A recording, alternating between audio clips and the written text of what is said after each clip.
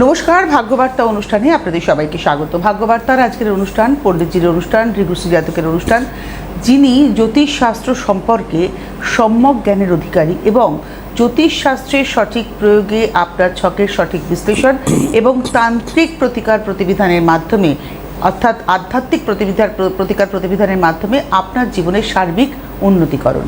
এই কাজটি কিন্তু দীর্ঘ প্রায় ৩৮ বছর ধরে পণ্ডিতজি করে আসছেন এবং মানুষ তার কাছে এসে ভালো থাকছেন। প্রত্যেকটা ছকের মধ্যে যে পজিটিভিটি, সেটাকে ধরেই পণ্ডিতজির মূলত পথ চলা। অনেক অনেক স্বাগত, সুপ্রভাত। নমস্কার। আজকের আধ্যাত্মিকতা থাকবে, জগন্নাথ মহাপ্রভুকে আজকের বিশেষ একটি পর্ব থাকবে। তার পাশাপাশি থাকবে আজকের গ্রহগত সন্নিবেশ এবং বিশেষ যোগ নিয়ে বলবো। আজ হচ্ছে কৃষ্ণপক্ষের নবমী তিথি।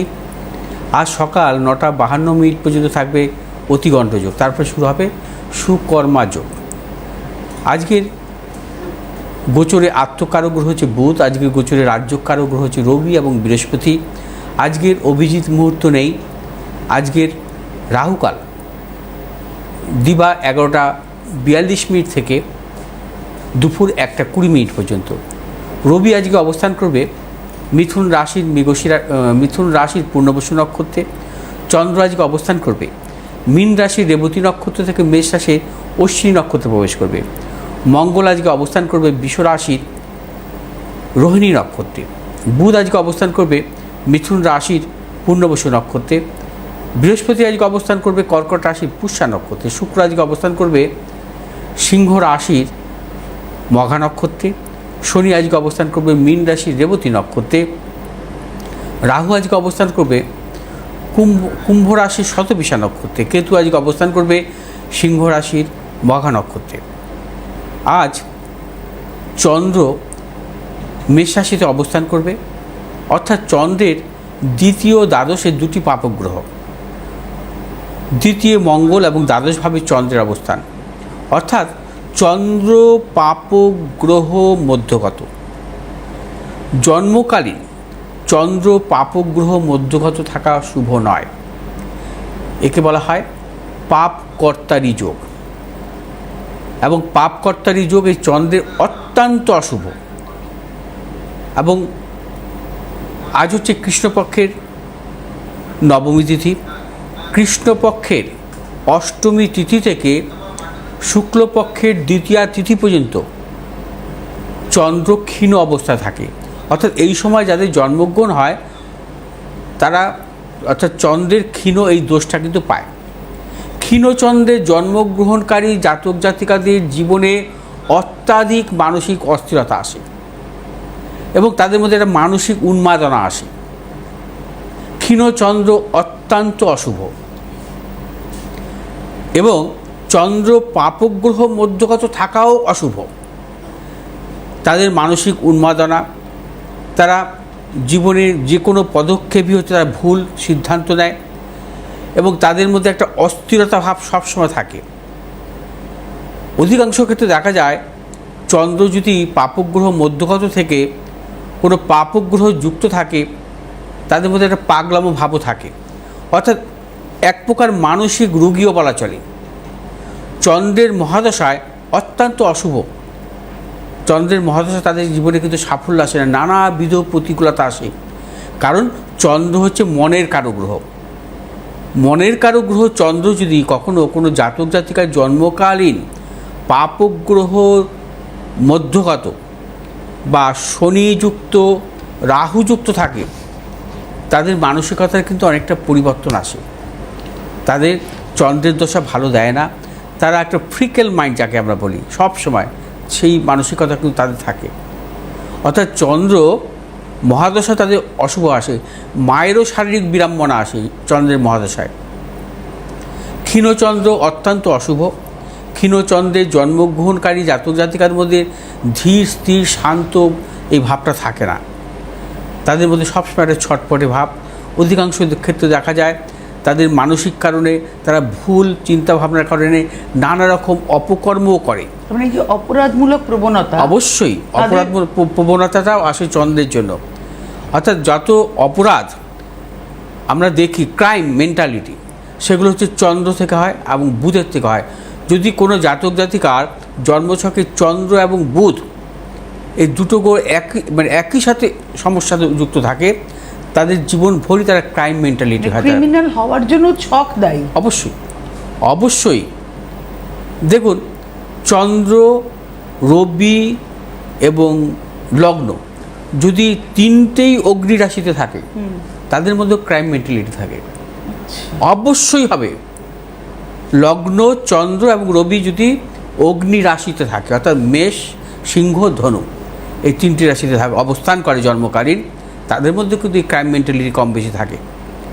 এবং তারা হচ্ছে তারা সর্বক্ষেত্রে উগ্রতা প্রকাশ পায়, হিংসুটের প্রকৃতির হয়ে থাকে, অসামাজিক প্রকৃতির হয়ে থাকে তারা। এবং তারা কিন্তু দাম্পত্য সুখ পায় না, তারা কিন্তু সন্তান সুখ পায় না। অর্থাৎ এই জাতীয় যদি রাশিচক্রে যদি লগ্ন, চন্দ্র এবং রবি যদি অগ্নি রাশিতে অবস্থান করে, তিনটি অগ্নি রাশিতে অবস্থান করবে, এগুলো খুব বিরল দেখা যায়, আমাদের কাছে খুব কম আসে। আর আমাদের কাছে এই ধরনের ছক আসলে আমরা অ্যাভয়েড করি, আমরা বুঝে নিই যে লোক ভালো না, ঠিক করা যাবে না। মানে আমাদের একটা ধারণা পণ্ডিত যে জ্যোতিষী হচ্ছেন একজন ম্যাজিশিয়ান, তার কাছে যাওয়া মানে তিনি সবকিছু ঠিক করে দেবেন। কিন্তু আপনার অনুষ্ঠান আমাদের কাছে এটা বারবার প্রমাণ করে যে জ্যোতিষশাস্ত্র একটা শাস্ত্র, যার প্রয়োগে আপনি ভালো থাকতে পারবেন, কিন্তু যেটা আপনার রয়েছে সেটাকে কিন্তু পরিবর্তন করা যাবে না। দেখুন, আমি একটা কথা বলবো, যাদের চন্দ্র শনিযুক্ত অবস্থা আছে, চন্দ্র শনিদৃষ্ট অবস্থা আছে, তাদের যদি চন্দ্রের মহাদশা জন্মগ্রহণ হয় বা জন্মকালীন চন্দ্রের তাদের মধ্যে একটা বিশেষ করে শ্লেষাজনিত সমস্যা আসবেই, তাদের মধ্যে অ্যালার্জি জাতীয় সমস্যা থাকবেই। চন্দ্রের মহাদশা জন্মগ্রহণ করলেই তার মধ্যে একটা মানে যাকে বলবো শ্লেষাজনিত শারীরিক সমস্যা বা ঠান্ডা লাগার প্রবণতা থাকে, যাদেরই চন্দ্রের মহাদশা জন্মগ্রহণ হবে। কিন্তু চন্দ্র শনিযুক্ত, চন্দ্র যদি শনিদৃষ্ট হয়, তারা শ্বাসকষ্ট রোগে ভোগে। হ্যাঁ, এই রোগগুলো কিন্তু সমস্ত কিন্তু এই জাতীয় সমস্যাগুলো কিন্তু গ্রহ নির্ধারিত করে। সর্বমানে প্রত্যেকটা গ্রহ মানে অবস্থানের ওপর মানে নির্ভর করে কিন্তু তার হচ্ছে রোগ বা মানে জীবনে কী ধরনের সমস্যা আসতে পারে সেগুলো।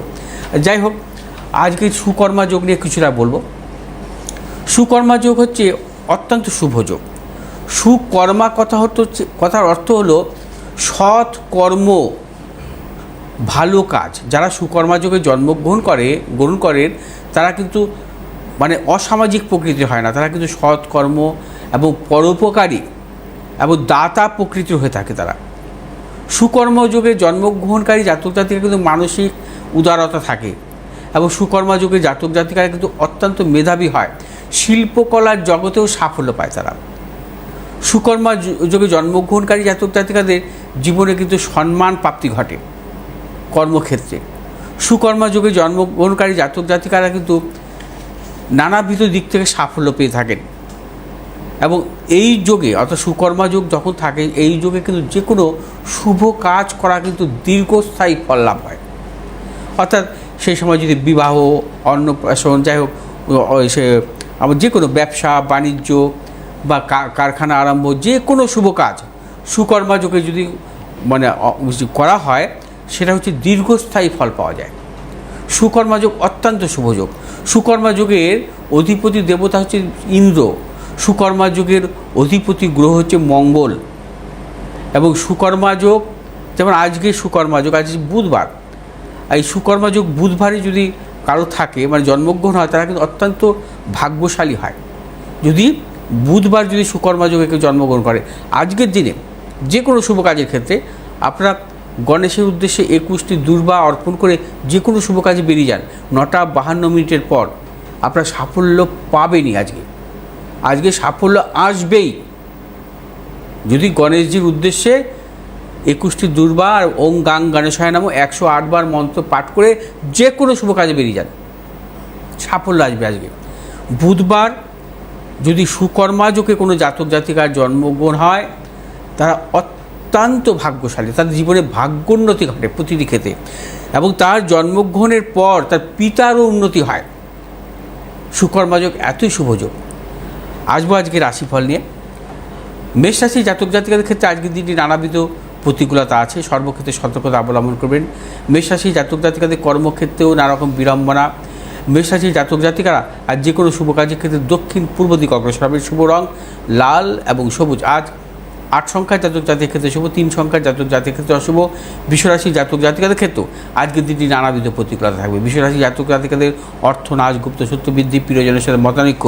বিশ্বরাশির জাতক জাতিকারা আজ সর্বক্ষেত্রে ভেবে চিন্তে অগ্রসর হতে হবে, বিশেষ করে ক্রয় বিক্রয়ের ক্ষেত্রে। শুভ দিক হচ্ছে উত্তর পশ্চিম দিক। শুভ রং সাদা এবং সবুজ। আজ 8 সংখ্যার জাতক জাতির ক্ষেত্রে অশুভ, 9 সংখ্যার জাতক জাতির ক্ষেত্রে শুভ। মিথুন রাশির জাতক জাতিকার ক্ষেত্রে আজকের দিন অত্যন্ত শুভ। কর্মক্ষেত্রে সাফল্য, অর্থনৈতিক সাফল্য, ব্যবসা ক্ষেত্রে সাফল্য। আজ দূরযাত্রার ক্ষেত্রে সাফল্য পাবেন। শুভ দিক উত্তর পশ্চিম দিক। শুভ রং হচ্ছে আপনাদের সবুজ এবং লাল। আজ 1 সংখ্যার জাতক জাতির ক্ষেত্রে শুভ, 8 সংখ্যার জাতক জাতির ক্ষেত্রে অশুভ। কর্কট রাশির জাতক জাতিকাদের ক্ষেত্রেও আজকের দিনটি নানাবিধ সাফল্যের যোগ। আজ আপনাদের কর্মক্ষেত্রে সাফল্য, অর্থনৈতিক সাফল্য, ব্যবসা ক্ষেত্রে সাফল্য পাবেন।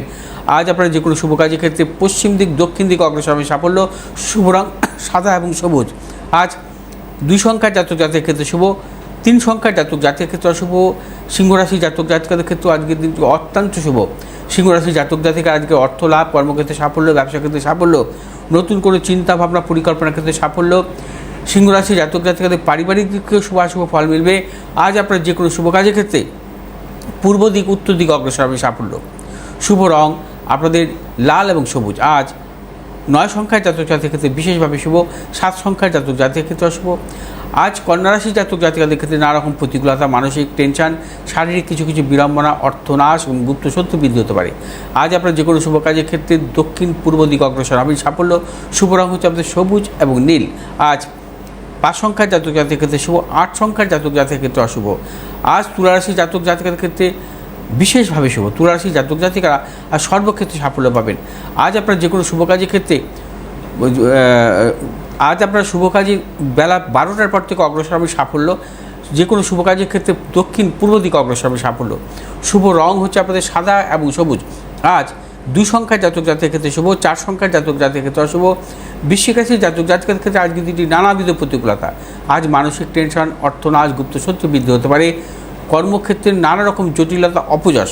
আজ আপনার যে কোনো শুভ কাজের ক্ষেত্রে পশ্চিম দিক, উত্তর দিক অগ্রসর হবে সাফল্য।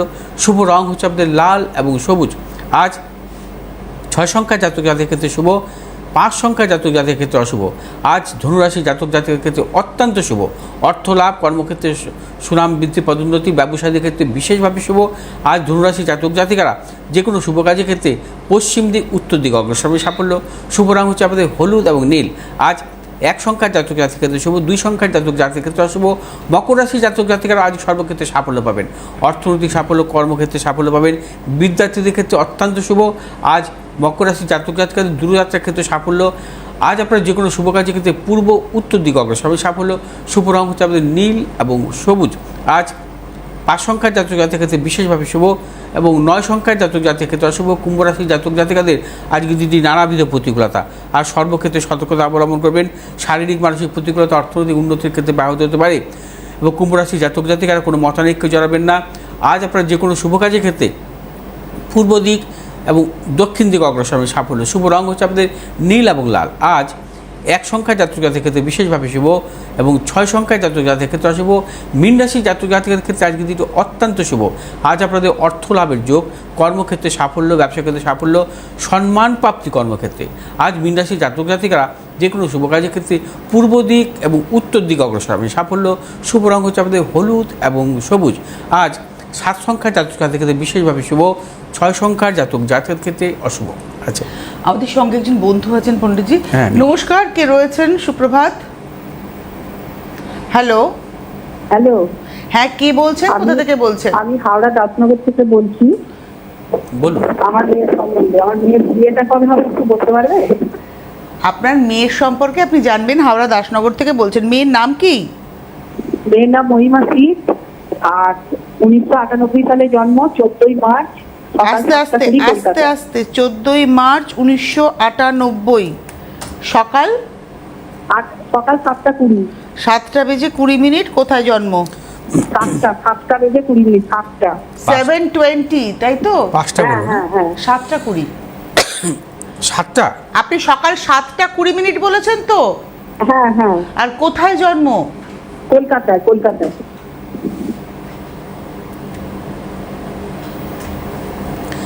জন্মবার শনিবার তো? হ্যাঁ, শনিবার। ওর মীন লগ্ন কন্যা রাশি, উত্তর ফাল্গুনী নক্ষত্র, নরগণ। হ্যাঁ, আচ্ছা। আচ্ছা, 1 মিনিট ধরুন। আচ্ছা, আমি একটু জন্মচকটা দেখে নিচ্ছি। জন্মকালীন কোনো গ্রহই বক্রী অবস্থায় ছিল না।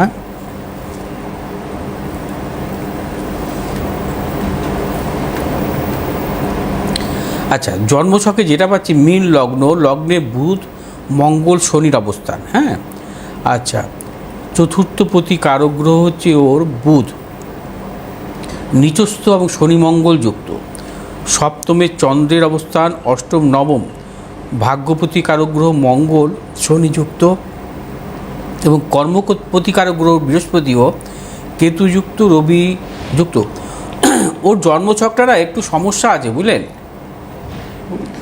জন্মছকটা সমস্যা কেন? বুধ কখনো নিচস্থ এবং একাধিক পাপগ্রহ যুক্ত থাকা ভালো নয়। তাদের মধ্যে কিন্তু একটা মানসিক প্রতিকূলতাও কিন্তু থাকে। এবং চন্দ্র কিন্তু সপ্তমে অবস্থান করছে। চন্দ্র শনি মঙ্গল দৃষ্ট। হ্যাঁ, মানসিক অস্থিরতা কিন্তু ওর মধ্যে প্রবলভাবে থাকবে। এবং 15 সাল থেকে 33 সাল পর্যন্ত রাহুর মহাদশাও ভালো নয়, পড়াশোনার দিক থেকে সমস্যা পাচ্ছি। এবং ভাগ্যপতি মঙ্গল শনি যুক্ত অবস্থায় আছে, অর্থাৎ মানে মঙ্গল কখনো শনিযুক্ত থাকলে কি হয়, ভাগ্যের বিড়ম্বনা হয়। অর্থাৎ ওর জন্মছকে অনুযায়ী কর্ম বিড়ম্বনা, ভাগ্য বিড়ম্বনা, বিদ্যার দিক থেকে, এডুকেশনের দিক থেকে সমস্যা সবই পাচ্ছি। এবং রাহুর মহাদশা অত্যন্ত অবশ্যই এই সময় ওর কোনো সাফল্য আমার হিসেবে পায়নি। সে উনি জানতে চাইছেন বিয়েটা কবে হবে। আচ্ছা, বিবাহের ব্যাপারটা জানতে চাইছেন, তাই তো? হ্যাঁ, বিবাহের ব্যাপারটা কিন্তু একটু সতর্ক থাকতে হবে। হ্যাঁ, কারণ সপ্তমপতি বুধ কিন্তু পাপগ্রহ শনি মঙ্গল যুক্ত, এটা ভালো নয়। আচ্ছা, বিবাহের যোগও শুরু হবে 27 সালের মার্চ মাস থেকে, মানে আগামী বছরের মার্চ মাস থেকে বিবাহের যোগ, এবং 30 সালের মার্চ পর্যন্ত এই সময়টা অত্যন্ত শুভ বিবাহের ক্ষেত্রে। হ্যাঁ, দেখুন, একটা বিবাহের যোগ কিন্তু ছিল 2023 সালের জুলাই থেকে 26 সালের ফেব্রুয়ারি, অর্থাৎ এই ফেব্রুয়ারি মাস পর্যন্ত। কিন্তু জন্মছকেতে মঙ্গল, ভাগ্যপতি মঙ্গল তো শনিযুক্ত, ভাগ্য ভাব যদি প্রবলভাবে অশুভ থাকে তার ভাগ্যের বিড়ম্বনা হয়, অর্থাৎ তার সময় অনুযায়ী কিন্তু সেভাবে সাফল্য দেয় না। এবারে আপনি একটু বলুন তো, আপনার মেয়ের এখন 28 বছর বয়স, আপনার মেয়ের এডুকেশনাল কোয়ালিফিকেশন কি? এডুকেশনাল কোয়ালিফিকেশন বলতে গ্র্যাজুয়েশনটাও কমপ্লিট করতে পারেনি, ব্যাক এসেছিল বলে আর পরীক্ষা দিল না। এডুকেশনে আপনি বলেছেন সমস্যা থাকবে, মানে আপনার মেয়ে তার মানে এইচএস পাস? হ্যাঁ, এইচএস পাস। আচ্ছা, কর্মক্ষেত্রে কি সফলতা পেয়েছে আপনার মেয়ে? একদমই পাইনি। এই একটা কোনো কেকের দোকানে কাজ করছে, আজ এখানে কাল সেখানে এইরকম করেই বেড়ায়। এবার আপনি চাই কিছু হয়নি। হ্যাঁ, সাফল্য কিছুই হয়নি। আপনি বলছেন মেয়ের বিয়েটা কবে হবে, মানে আপনি বিয়ে দেওয়ার চেষ্টা করছিলেন। পণ্ডিতজি কিন্তু বলতে ও কি দেখে শুনে হবে না নিজে দেখে করবে না, পণ্ডিতজি বললেন যে গত ফেব্রুয়ারি অবধি একটা যোগ ছিল, 23 সাল থেকে শুরু হয়েছিল। কোনো কি বিয়ের সম্বন্ধ হয়েছিল বা কোথাও কথা হয়েছিল, এরকম কিছু হয়েছিল? না, কোনো জায়গায় কোনো সম্বন্ধ দেখাশোনা কিছুই করিনি। আপনি বললেন না পণ্ডিতজি যে মঙ্গলটা ওর অশুভ ভাগ্যপতি তো শনিযুক্ত, অর্থাৎ লগ্নেই বসে আছে, এটা ভালো নয়। এটা কি হয়, লগ্নেই শনি মঙ্গলের যোগও খারাপ, শারীরিক বিড়ম্বনা আসে। তারপরে এই যে আপনি বলছেন পণ্ডিতজি সামনের বছর যে ওর একটা যোগ আসছে 27 থেকে 30 সাল পর্যন্ত, সেটাও কিন্তু এই ভাগ্যের বিড়ম্বনার ক্ষেত্রে হতে পারে। ভাগ্যের বিড়ম্বনা এই সময়টাও কাজে লাগলো না, সেটাও হতে পারে। হ্যাঁ, বলুন। আপনার কাছে গেলে প্রতিকারটা আমি নেব, এটা আমি ইচ্ছা হয়েছে। কোথায় আপনি বসেন একটু যদি? আচ্ছা, আমি বলবো, কিন্তু তার আগে দক্ষিণেশ্বরে আসতে পারে। হ্যাঁ, ওনার বাড়ি হাওড়া দাসনগর। হ্যাঁ, হয়তো দক্ষিণেশ্বর আসতে পারেন উনি, আর হাতিবাগানে আসতে পারেন মঙ্গলবার, অর্থাৎ এটাই আপনার কাছাকাছি, এর থেকে কাছাকাছি নেই। হ্যাঁ, সোমবার দক্ষিণেশ্বর, মঙ্গলবার হাতিবাগান আসতে পারেন, আমার সঙ্গে যোগাযোগ। দেখুন ওর কর্মটা হবে কি করে, কর্মপতি বৃহস্পতি দুস্থানগত, কেতুযুক্ত। এটা হচ্ছে ছবি। আমি যেটা বলছি সেটা কিন্তু আমরা মন গড়া কথা বলছি না, আমি অ্যাজ পার অ্যাস্ট্রোলজিতেই বলছি। এটা হচ্ছে ছবি। যারা অ্যাস্ট্রোলজি বোঝেন, জানেন, অভিজ্ঞতা আছেন, তারাই কিছু বলতে পারবে এটা। আসল কথা কি বলুন তো, জ্যোতিষশাস্ত্রের প্রয়োগে কি হতে পারে, আপনার মেয়ের এডুকেশনটাকে তো আর ঠিক করা যাবে না, কিন্তু ওর কর্মজীবন এবং আগামী দিনে ওর বিবাহিত জীবনটাকে পণ্ডিতজি ঠিক করতে পারবেন, যাতে করে পরবর্তী জীবনে সমস্যা না দাঁড়ায় আপনার মেয়ে। কারণ আপনার মেয়েকে আজীবনকাল ভাগ্য বিড়ম্বনার মধ্যে দিয়ে যেতে হবে, সেটা যদি পরিমাণ কম হয়, সেটা যাতে ও সইতে পারে, সেই প্রতিকারটুকু করে দেওয়া যেতে পারে। পণ্ডিতজি, আমাদের তো সময় ভীষণ কম। দেখুন, আমি একটা কথা বলি এই প্রসঙ্গে, যে বিবাহের যদি কখনো খুব অশুভ যোগ থাকে, আমরা একটা জিনিসকে খুব লক্ষ্য করি, যেটাকে বলা হয় সুতহি বুক যোগ।